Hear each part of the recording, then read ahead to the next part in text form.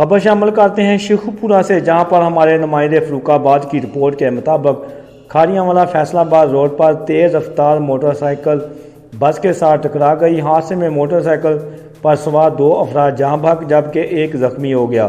Rescue 1122 Sheikhupura کی امدادی team نے زخمی کو ڈسٹرکٹ ہیڈ کوارٹر ہسپتال منتقل کر دیا، جبکہ جاں بحق افراد کی لاشوں کو پولیس کے حوالے کر دیا۔ زخمی ہونے والی خاتون پرمین زوجہ لطیف 50 سالہ سکنہ کیپری پارک شیخوپورہ کی بتائی جاتی ہے، جبکہ جاں بحق دونوں مرد افراد کی شناخت نہیں ہو سکی۔